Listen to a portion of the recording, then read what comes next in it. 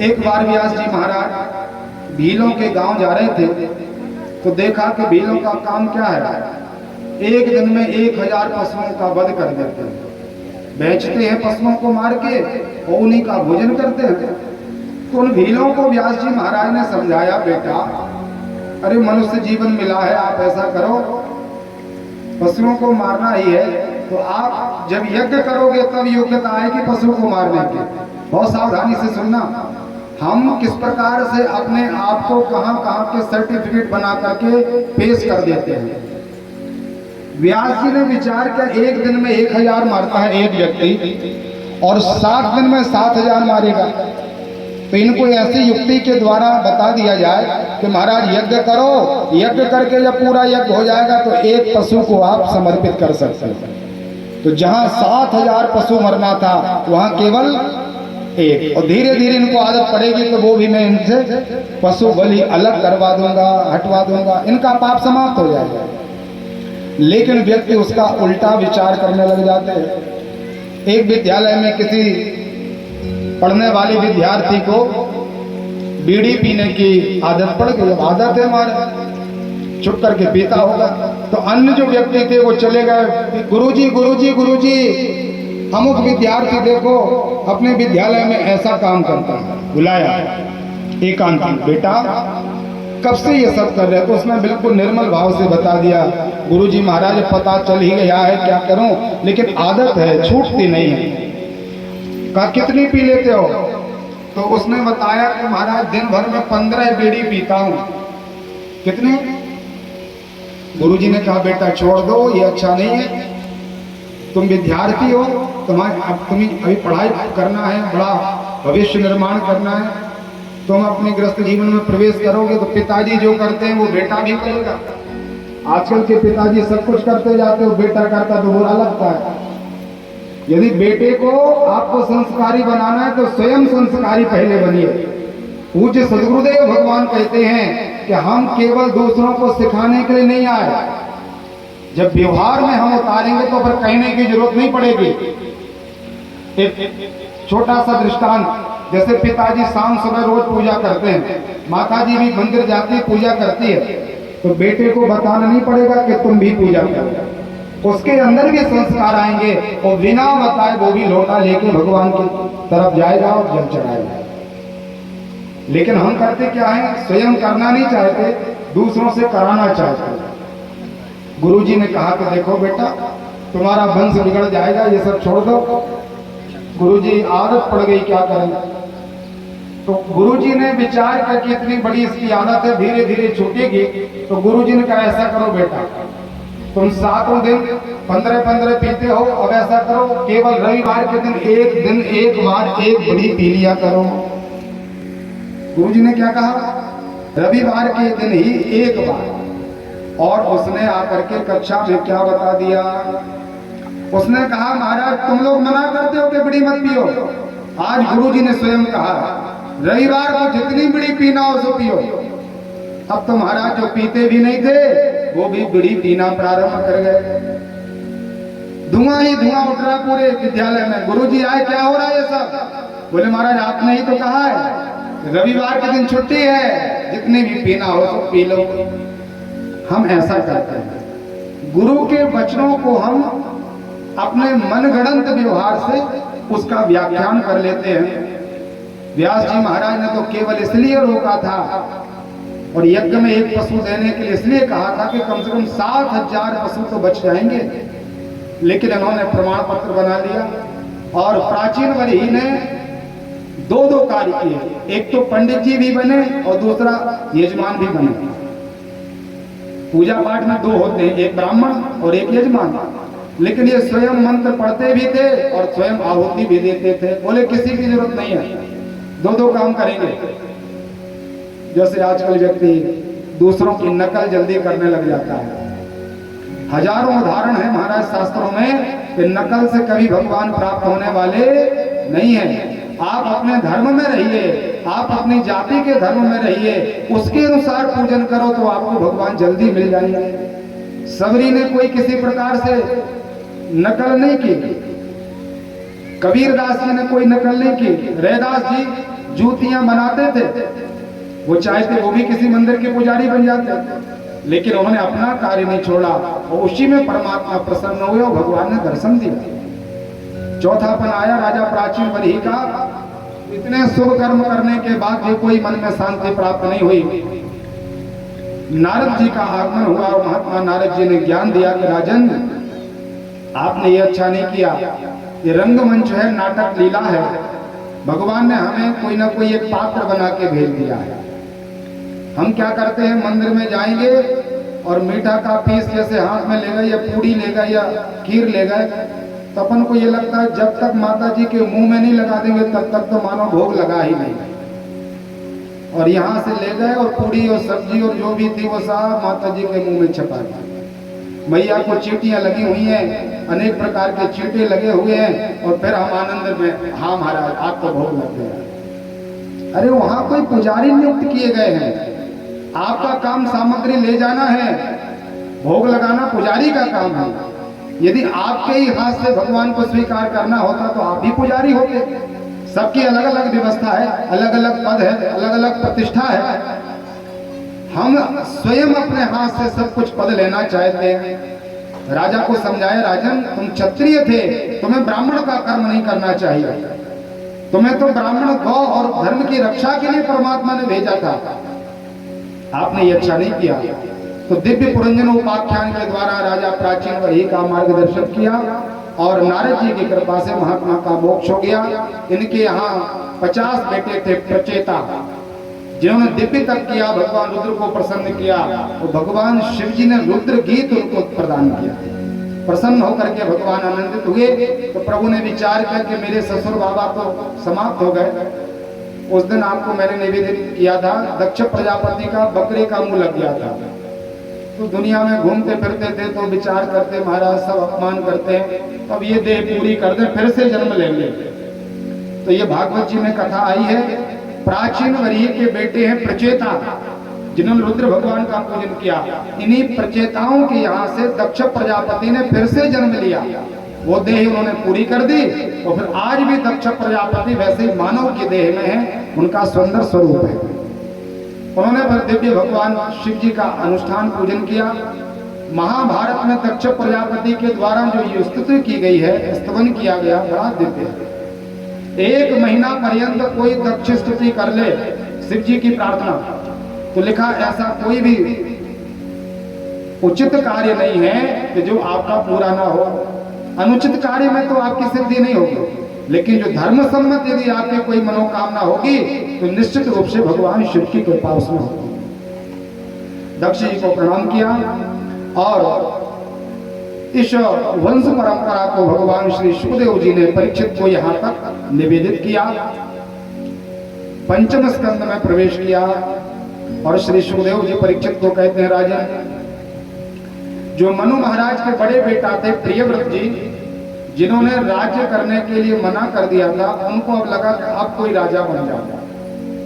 तो प्रियव्रत महाराज का दिव्य राज प्रारंभ हुआ। प्रिय संकल्प लेकर के, सत्य संकल्प लेकर के प्रतीक राजा हुए। विश्वकर्मा नाम के देवता की बेटी का विवाह प्रियव्रत के साथ हुआ और इन्होंने अपने ग्रस्त जीवन में प्रवेश किया। एक ऐसा तेजमय रथ बनाया जिस रथ के कारण सूर्य भगवान डूबने के बाद भी अंधकार नहीं होता था। 7 दिन और 7 रात्रि में केवल दिन ही दिन रहा, कोई रात्रि नहीं हुई इनके काल में। ब्रह्मा जी तक समाचार गया, बोले महाराज ऐसे राजा हो गए हैं जिन्होंने रात को ही मिटा दिया। ब्रह्मा जी ने आकर के उनको बताया, बेटा अरे ये हमारी बनी हुई सृष्टि है, इसमें कोई न्यूनता नहीं, सबको विश्राम का अवसर देने के लिए मैंने रात बनाई है। व्यक्ति यदि केवल कार्य ही कार्य करते रहे तो इसकी अवस्था बहुत ज्यादा नहीं होगी, इसलिए ऐसा मत करो। उस रथ का इन्होंने त्याग कर दिया। 7 दिन 7 रात्रि तक कोई रात नहीं हुई। अब ब्रह्मा जी के आदेश को स्वीकार किया और रात दिन फिर से होने लगी। रात और दिन को इकट्ठा किया जाए तो अहोरात्र कहा जाता है संस्कृत में। रात और दिन, वहां रात दिन नहीं होते, केवल अहोरात्र चलता था। महात्मा प्रियव्रत ने विचार किया कि अब इस दिव्य संसार में अपने कीर्ति को स्थापित करें। 1 अरब वर्ष तक राज्य किया है। कितना राज्य किया प्रियव्रत जी ने? 1 अरब वर्षों तक इस धराधाम पर। इनके यहाँ 7 बेटे हुए।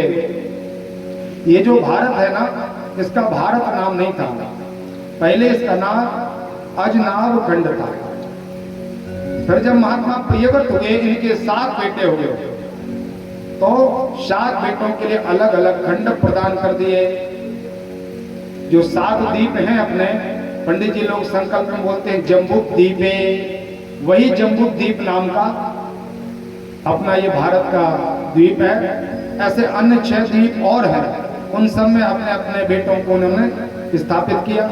इनके बेटे आग्निंद हुए, आग्निंद के बेटे का नाम नाभि हुआ। और नाभि का चौथा समय आया, बेटा बेटी कुछ नहीं, तो उन्होंने अपने गुरु महाराज को प्रणाम किया। बोले गुरु जी महाराज कृपा हो जाए आपकी, मेरे यहाँ कोई भी उत्तराधिकारी नहीं है। तो महात्मा नाभि के ऊपर प्रसन्न होकर आचार्यों ने पुत्रेष्टि यज्ञ किया, और उस यज्ञ के बीज पुण्य में से, अग्नि में से ही भगवान के अंशावतार भगवान ऋषभदेव प्रकट हो गए। बोले ऋषभदेव भगवान की जय हो।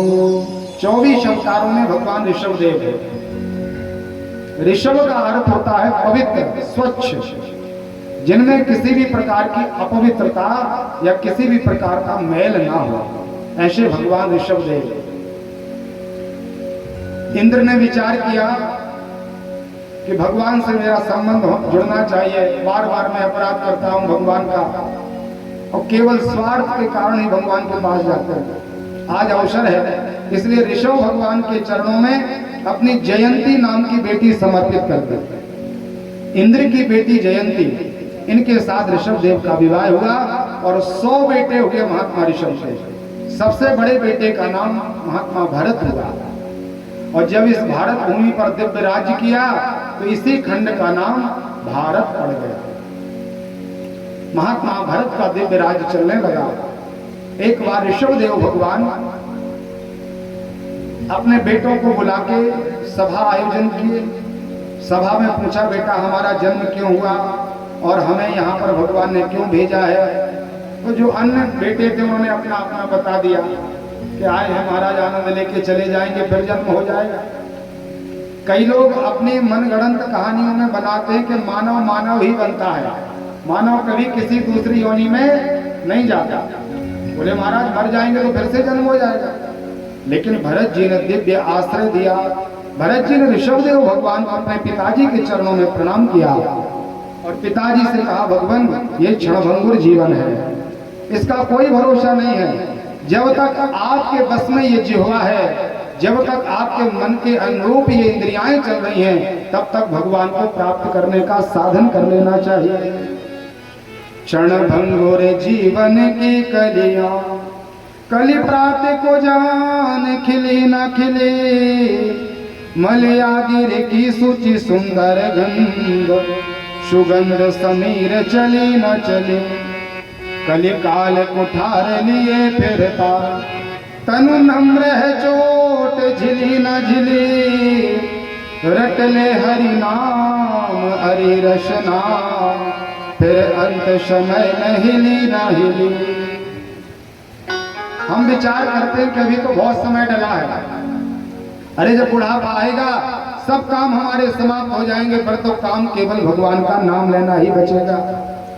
लेकिन व्यक्ति जितनी बाल्यावस्था में व्यस्त नहीं होता, जितना युवावस्था में व्यस्त नहीं होता, जितना प्रौढ़ावस्था में व्यस्त नहीं होता, उससे भी ज्यादा व्यस्तता उसकी वृद्धावस्था में हो जाती है। अनेक प्रकार के कार्य उसके लिए सुनिश्चित किए जाते हैं। अब बब्बा जी घर में बैठे, कोई काम तो है नहीं, जाओ महाराज आज साग ले आओ, आज आटा पिसवा लाओ, बच्चों को स्कूल से ले आओ, स्कूल में छोड़ा, ये नौकरी लग जाती है, नए काम बन जाता है। और फिर पिताजी को तो समय ही नहीं बचता, और फिर बाद में कभी याद आ भी जाए तो ये शरीर अस्वस्थ हो जाता है। फिर आप विचार करो कि हम एक आसन पर 4-5 घंटे बैठ जाएं तो संभव है क्या? अनेक प्रकार के रोग हमारे शरीर में प्रवेश कर जाते हैं। प्राण प्रयाण समय कफवात पित्तैहि, प्राणों के प्रयाण के समय कफवात पित्र नाम के जो रोग हैं वो हमारे शरीर में डेरा डाल लेते हैं। कंठे घुरघुरायति, फिर अपने इस मधुर कंठ से, सुंदर कंठ से आवाज भी नहीं आती, घुर घुर की आवाज आने लगती है। इसलिए पिताजी समय रहते हुए भगवान नारायण का चिंतन कर लेना चाहिए, भगवान को प्रणाम कर लेना चाहिए। बहुत सुंदर लिखा हुआ है महाराज। भरत जी ने पिताजी से कहा, शतम विहाय भोक्तव्यम सहस्त्रम स्नानमाचरे, लक्षम विहाय दातव्यम कोटिम त्यक्ता हरिं भजे। बहुत सावधानी से सुने, हम क्या करते हैं और पुराण में क्या लिखा है। भगवान भरत जी बोल रहे शतम विहाय भोक्तव्यम, 100 काम छोड़ दो लेकिन भोजन समय पर करो। कितनी बढ़िया बात लिखी है। आजकल के व्यक्ति बोलेंगे महाराज बात तो बिल्कुल सही है, भोजन नहीं छोड़ना चाहिए, लेकिन इसके बाद सुन लो, सहस्त्रम स्नानमाचरे, 100 काम छोड़ के भोजन करो तो 1000 काम छोड़ करके ब्रह्म मुहूर्त में स्नान होना चाहिए। 3 प्रकार के स्नान है, एक देव स्नान, एक मनुष्य स्नान, एक राक्षस स्नान। 3:30 बजे से लेकर के 5:30 बजे तक यदि आप स्नान करते हैं तो ये स्नान आपका देव स्नान है। यदि 5:30 के बाद और 6:30 के पहले आपका स्नान हो जाता है तो ये आपका मनुष्य स्नान है। और सूर्योदय के बाद यदि आप स्नान करते हो तो आपका ये राक्षस स्नान है। आजकल व्यक्ति स्नान कब करते हैं? जब भोजन ग्रहण करना है, दिन भर नहीं करेंगे और विचार करेंगे 12 से बज गए, भूख से लग रही महाराज, चलो अब स्नान कर लो। तो स्नान करके सामने थाली आई और कोई निवेदन नहीं, कोई प्रणाम नहीं, कोई भगवान का पूजन नहीं, तत्काल पाने के लिए बैठ गए। ये हमारी परंपरा नहीं है। हमें प्रातः काल स्नान कर लेना चाहिए। तो 1000 काम छोड़ करके स्नान करो, लेकिन लिखा लक्षम विहाय दातव्यम, 1,00,000 काम छोड़ करके हमें दान करना चाहिए। आपके घर में यदि कोई सामग्री है और आपको पता है कि सामने कोई बाहर भूखा बालक बैठा है, भूखी कोई वृद्धा बैठी है या कोई भूखा वृद्ध व्यक्ति बैठा है, कोई भी पशु पक्षी हो चाहे जीव जंतु हो, जिसके लिए आवश्यकता है और आपके पास भगवान ने कृपा की है, तो लिखा 1,00,000 काम छोड़ करके पहले उसकी उधर पोषण करो, उसको आप सामग्री प्रदान करो। लेकिन भरत जी कहते हैं महाराज इसी में मत फंसे रहो। महात्मा भरत जी ने कहा कोटिं त्यक्ता हरिं भजे, 1 करोड़ काम छोड़, सभी प्रकार के कार्यों को छोड़ करके हरि का भजन करना चाहिए। कोटि कामों को, 1,00,000 करोड़ काम छोड़ दो, लेकिन भगवान का काम नहीं छूटना चाहिए। हम लोग थोड़ी सी माला फेरते हैं, कोई पूजन करते हैं, कोई स्तोत्र पढ़ते हैं और थोड़ा सा मन खराब हुआ तो सबसे पहले पूजा पाठ छोड़ देते हैं। आज थोड़ा सा सिर दर्द हो रहा है, आज तो पूजा कल कर लेंगे, लेकिन आपका भोजन छूटता है क्या? आपकी रात की नींद छूटती है? अरे आज तो मन खराब है, भोजन नहीं करेंगे, आज मेरा मन बिगड़ा हुआ, लड़ाई हो गई, आज हम सोएंगे नहीं, रात्रि ऐसे जागरण में निकाल देंगे। कभी किया? थोड़ा सा मन खराब हुआ, 1 आध माला जो करते थे वो भी छूट गई।